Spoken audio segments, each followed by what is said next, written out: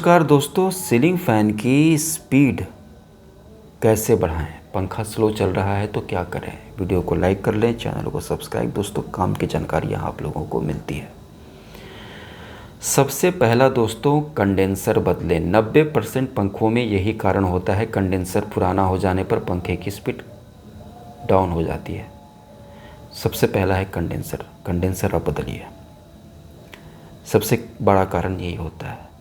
इसके अलावा फैन की पंखे की सफाई करें और ऑयलिंग करें। ऑयलिंग तेल भी डालें, जो पंखे का तेल होता है वो ख़रीद करके। रेगुलेटर सही काम कर रहा है कि नहीं ये भी जांचें। वोल्टेज कम हो तो स्टेबलाइज़र भी आप लगाएं।